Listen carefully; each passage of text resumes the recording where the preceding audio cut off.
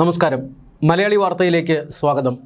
വർദ്ധിച്ചു വരുന്ന ജനസംഖ്യയ്ക്ക് ആനുപാതികമായി ജനങ്ങളുടെ പ്രാതിനിധ്യം ലോക്സഭയിൽ ഉറപ്പാക്കുക എന്ന ലക്ഷ്യത്തോടു കൂടിയാണ് മണ്ഡല പുനർനിർണയം ഓരോ 10 വർഷം കൂടുമ്പോഴും ഭരണഘടന അനുശാസിക്കുന്നത്. എന്നാൽ കഴിഞ്ഞ കുറേ കാലമായി മണ്ഡല പുനർനിർണയം രാജ്യത്ത് നടക്കുന്നില്ല. അതിൻ്റെ ഏറ്റവും പ്രധാനപ്പെട്ട കാരണമെന്നത് ഒരാശങ്കയാണ്. ജനസംഖ്യാപരമായി മണ്ഡല പുനർനിർണയം നടത്തുമ്പോൾ ജനസംഖ്യാ നിയന്ത്രണം കാര്യക്ഷമമായി നടപ്പിലാക്കിയ സംസ്ഥാനങ്ങൾക്ക് തിരിച്ചടി ലഭിക്കുമോ എന്ന അടിസ്ഥാനത്തിലാണ് ഇത്തരത്തിലൊരു സംശയത്തിൻ്റെ അല്ലെങ്കിൽ ഇങ്ങനെയൊരു വാദത്തിൻ്റെ അടിസ്ഥാനത്തിലാണ് മണ്ഡല പുനർനിർണയം കഴിഞ്ഞ കുറേ നാളുകളായി നിർത്തിവച്ചിരിക്കുന്നത്. നിലവിലെ 543 അംഗ ലോക്സഭയാണ് നമുക്കുള്ളത്. ഈ 543 എന്നത് 1971 ജനസംഖ്യയുടെ ആനുപാതികമായി നിശ്ചയിച്ചതാണ്. അന്നത്തെ ജനസംഖ്യയും ഇന്നത്തെ ജനസംഖ്യയും തമ്മിൽ വലിയ വ്യത്യാസമുണ്ട്. അതുകൊണ്ട് തന്നെ മണ്ഡല പുനർനിർണയം ജനസംഖ്യാനുപാതികമായി നടപ്പാക്കേണ്ടത് അത്യാവശ്യമാണ്.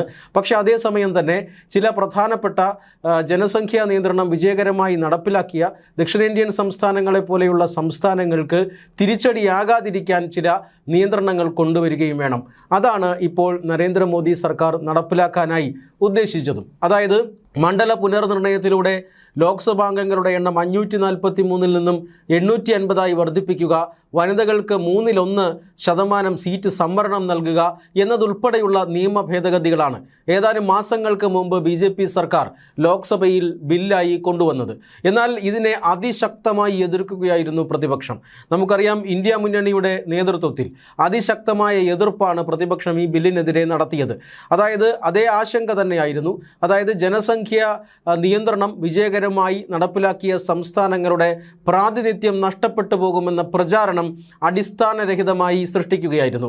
തമിഴ്നാട്ടിലും കേരളത്തിലുമെല്ലാം ഇത്തരത്തിലുള്ള പ്രചരണങ്ങൾ അഴിച്ചുവിടപ്പെട്ടു. എന്നാൽ ഇതിന് പരിഹാരമടക്കം നിർദ്ദേശിച്ചുകൊണ്ടാണ് ആ ബില്ലുകൾ കൊണ്ടുവന്നത്. യഥാർത്ഥത്തിൽ ഇങ്ങനെ കുറയാൻ സാധ്യതയുള്ള സീറ്റുകൾ ജനസംഖ്യാടിസ്ഥാനത്തിൽ പരിഗണിക്കുമ്പോൾ കുറയാൻ സാധ്യതയുള്ള സംസ്ഥാനങ്ങളുടെ സീറ്റുകൾ പോലും വർദ്ധിപ്പിക്കുന്ന തരത്തിലുള്ള ഒരു ഭേദഗതിയാണ് കേന്ദ്ര സർക്കാർ അന്ന് കൊണ്ടുവന്നിരുന്നത്.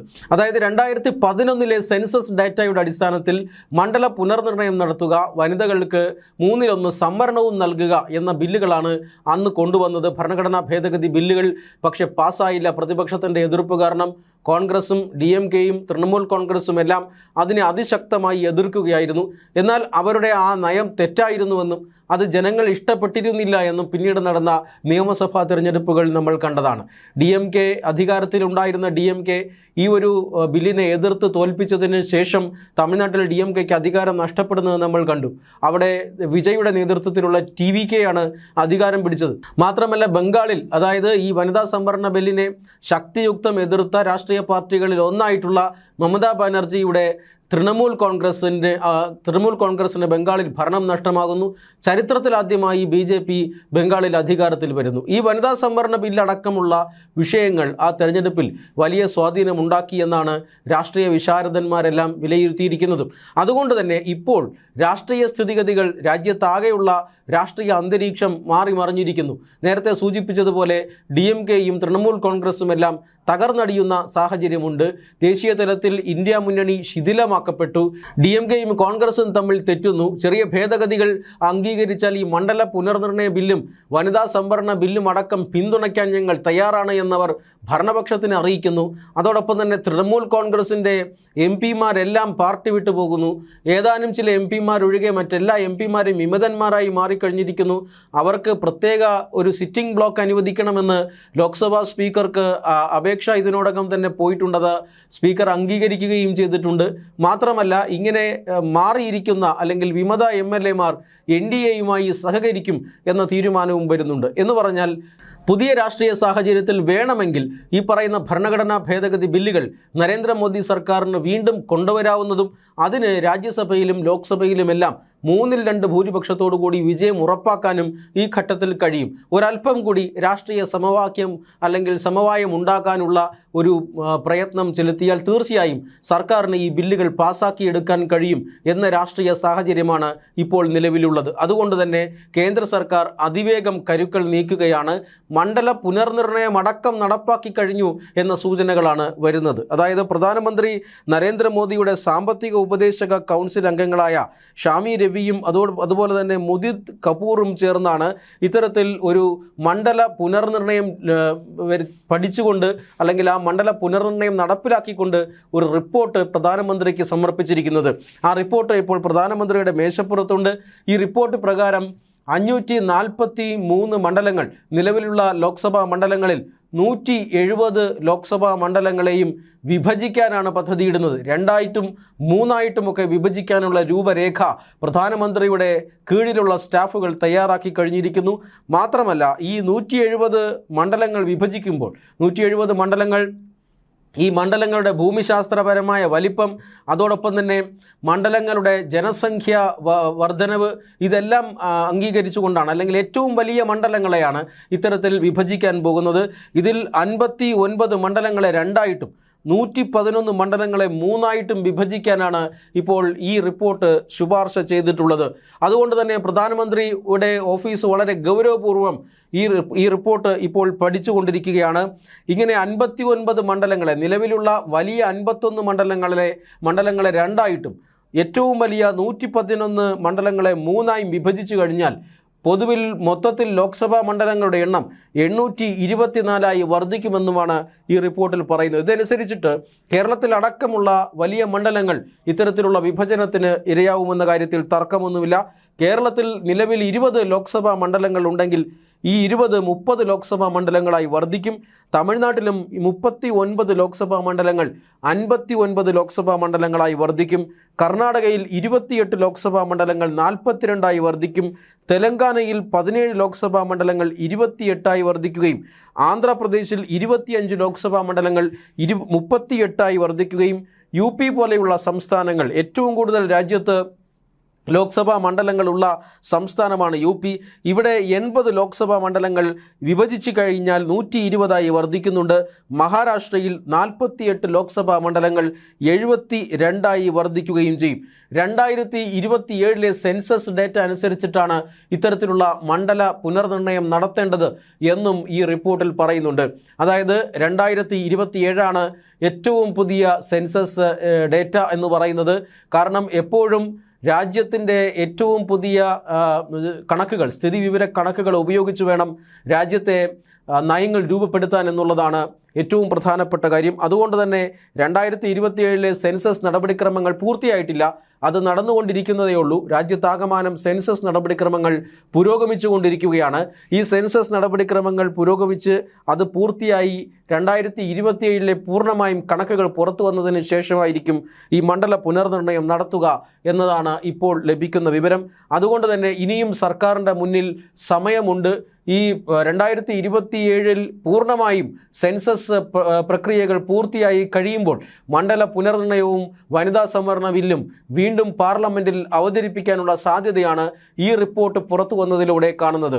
എന്തായാലും ഏതാനും മാസങ്ങൾക്ക് മുമ്പ് തന്നെ പ്രതിപക്ഷത്തിൻ്റെ ശക്തമായ എതിർപ്പ് നേരിട്ട ഒരു ഭരണപരിഷ്കാരമാണ് വനിതാ സംവരണ ബില്ലും അതുപോലെ തന്നെ മണ്ഡല പുനർനിർണയ ബില്ലും. വനിതാ സംവരണ ബില്ലിനോട് തങ്ങൾക്ക് എതിർപ്പില്ലെന്നും പക്ഷേ മണ്ഡലങ്ങൾ ഇങ്ങനെ പുനർനിർണയിക്കുന്നത് BJPക്ക് എക്കാലവും അധികാരത്തിലിരിക്കാൻ വേണ്ടിയാണ് എന്നുമാണ് അന്ന് പ്രതിപക്ഷ പാർട്ടിയായ കോൺഗ്രസ് ആരോപിച്ചത്. കോൺഗ്രസും DMKയും അതുപോലെ തന്നെ തൃണമൂൽ കോൺഗ്രസിൻ്റെ എല്ലാം ആരോപണം അങ്ങനെ തന്നെയായിരുന്നു. കാരണം ദക്ഷിണേന്ത്യൻ സംസ്ഥാനങ്ങളിൽ BJPക്ക് രാഷ്ട്രീയ സ്വാധീനം കുറവാണ്. ആ സംസ്ഥാനങ്ങളുടെ സീറ്റുകളുടെ എണ്ണം കുറയും. അതോടൊപ്പം തന്നെ ഉത്തരേന്ത്യൻ സംസ്ഥാനങ്ങളിൽ BJPയെ സംബന്ധിച്ചിടത്തോളം അവിടെ വളരെ ശക്തമായ സ്വാധീനമുണ്ട്. ആ സംസ്ഥാനങ്ങളിൽ സീറ്റുകളുടെ എണ്ണം വർദ്ധിക്കുമ്പോൾ സ്വാഭാവികമായും BJPക്ക് ഇന്ത്യൻ രാഷ്ട്രീയത്തിൽ ഒരു വലിയ എഡ്ജ് ലഭിക്കുമെന്നും അത് BJPക്ക് എക്കാലവും ഭരിക്കാം എന്ന ഒരു സ്ഥിതി രാജ്യത്ത് സംജാതമാക്കുമെന്നുമൊക്കെയാണ് കോൺഗ്രസ് അന്ന് പ്രചരണം നടത്തിയത്. പക്ഷേ BJP ഇന്ന് ദക്ഷിണേന്ത്യയിൽ അല്ലെങ്കിൽ ഉത്തരേന്ത്യയിൽ മാത്രം സ്വാധീനമുള്ള ഒരു പാർട്ടിയല്ല എന്ന് നമുക്കറിയാം. രാജ്യത്തിൻ്റെ പല ഭാഗങ്ങളിലും ഇന്നിപ്പോൾ BJPക്ക് രാഷ്ട്രീയ സ്വാധീനമുണ്ട്. ദക്ഷിണേന്ത്യൻ സംസ്ഥാനങ്ങളിൽ പോലും രാഷ്ട്രീയ സ്വാധീനമുണ്ട്. പക്ഷേ അത് താരതമ്യേന കുറവാണ്. എങ്കിലും ഇത് ഇത്തരത്തിൽ BJPക്ക് രാഷ്ട്രീയ നേട്ടം ഉണ്ടാക്കും എന്നുള്ള ഒരു വാദം എത്രമാത്രം വസ്തുതാപരവും ശാസ്ത്രീയവുമാണ് എന്ന കാര്യത്തിൽ സംശയമുണ്ട്. എന്തായാലും ഇത്തരത്തിലുള്ള രാഷ്ട്രീയ ആരോപണ പ്രത്യാരോപണങ്ങൾ നടന്നുകൊണ്ടിരിക്കുന്ന ഒരു വിഷയത്തിലാണ് ഇപ്പോൾ കേന്ദ്ര സർക്കാർ വളരെ ലളിതമായ ഒരു പരിഹാര മാർഗവുമായി വരുന്നത് എന്നാണ് സൂചന. എല്ലാ സംസ്ഥാനങ്ങളിലും ഒരു നിശ്ചിത ശതമാനം സീറ്റ് ഉയർത്തുക, അത് ഈ മണ്ഡല പുനർനിർണയ ബില്ലടക്കം ലോക്സഭയിൽ ചർച്ചയാകുന്ന സമയത്ത് കേന്ദ്ര ആഭ്യന്തരമന്ത്രി അമിത്ഷാ പോലും ഈ ഒരു ഭേദഗതിക്ക് സമ്മതം മൂളിയതാണ്. അങ്ങനെ ഒരു സമ്മതം അല്ലെങ്കിൽ അങ്ങനെ ഒരു ആഗ്രഹമാണ് രാജ്യത്തെ പ്രതിപക്ഷ പാർട്ടികൾക്കുള്ളതെങ്കിൽ അങ്ങനെ ഒരു മാറ്റം വരുത്താൻ സർക്കാർ തയ്യാറാണ്.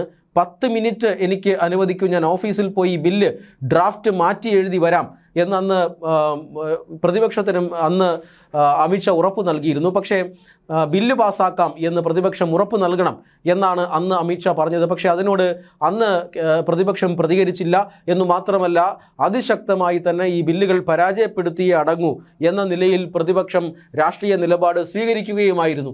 അന്ന് തന്നെ പ്രധാനമന്ത്രി നരേന്ദ്രമോദി പ്രതിപക്ഷത്തിന് മുന്നറിയിപ്പ് നൽകിയിരുന്നതാണ്. ഈ വനിതാ സംവരണ ബില്ലും മണ്ഡല പുനർനിർണയ ബില്ലും രാജ്യത്തിൻ്റെ ഭാവി ഭാഗധേയം നിർണ്ണയിക്കുന്ന 2 നിയമനിർമ്മാണങ്ങളാണ്. വികസിത രാജ്യം 1947 പോകുമ്പോൾ തീർച്ചയായും വനിതകൾക്ക് വലിയ പ്രാതിനിധ്യം നമ്മുടെ നിയമനിർമ്മാണ സഭകളിൽ ഉണ്ടാകേണ്ടതുണ്ട്. അതുകൊണ്ട് തന്നെ വനിതാ സംവരണ ബില്ല് വളരെ പ്രധാനപ്പെട്ടതാണ്. അതിനെ എതിർക്കരുത്. അതിനെ പിന്തുണച്ചാൽ തീർച്ചയായും ആ ബില്ലിൻ്റെ രാഷ്ട്രീയമായ പ്രയോജനം അതാർക്കും കിട്ടില്ല. പക്ഷേ ആ ബില്ലിനെ എതിർക്കുകയാണ് എങ്കിൽ ഞങ്ങളത് രാഷ്ട്രീയമായി ജനങ്ങളോട് ചർച്ച ചെയ്യും, അതിൻ്റെ പ്രയോജനം ഞങ്ങൾക്ക് ലഭിക്കും, ജനങ്ങൾ നിങ്ങളെ മാറ്റി നിർത്തും എന്നൊരു മുന്നറിയിപ്പ് നരേന്ദ്രമോദി നൽകിയിരുന്നതാണ്. എന്നാൽ ആ മുന്നറിയിപ്പ് രാജ്യത്തെ പ്രതിപക്ഷ പാർട്ടികൾ ചെവിക്കൊണ്ടിരുന്നില്ല. അതനുസരിച്ച് തന്നെ ഇപ്പോൾ കാര്യങ്ങൾ നടന്നിരിക്കുന്നു. നിർണായകമായ നിയമസഭാ തെരഞ്ഞെടുപ്പുകളിൽ പ്രതിപക്ഷത്തെ പ്രധാനപ്പെട്ട പാർട്ടികൾ കടപുഴകി. BJP ആകട്ടെ വലിയ രാഷ്ട്രീയ നേട്ടം ആ തെരഞ്ഞെടുപ്പുകളിൽ കൊയ്യുകയും ചെയ്തു. ഇത് ശക്തമായതോടുകൂടിയാണ്, അല്ലെങ്കിൽ പ്രധാനമന്ത്രി നരേന്ദ്രമോദിയുടെ വാക്കുകൾ അത് പിന്നീട് യാഥാർത്ഥ്യമായതോടുകൂടിയാണ് പല പ്രതിപക്ഷ അംഗങ്ങളും പ്രതിപക്ഷ MP-മാരും ഇപ്പോൾ ഈ ഒരു നിയമനിർമ്മാണത്തിന് അനുകൂലമായ നിലപാട് സ്വീകരിക്കുന്നതും അത് മനസ്സിലാക്കി കേന്ദ്ര സർക്കാർ ഈ നിയമനിർമ്മാണം വീണ്ടും തിരികെ കൊണ്ടുവരുന്നതും രാജ്യത്തിൻ്റെ ഒരു പൾസ് അത് മാനിച്ചുകൊണ്ട് തന്നെ മണ്ഡല പുനർനിർണയം ഈ സെൻസസ് നടപടികൾ പൂർത്തിയായാലുടൻ നടപ്പിലാക്കാനാണ് കേന്ദ്ര സർക്കാർ തീരുമാനിച്ചിരിക്കുന്നത്.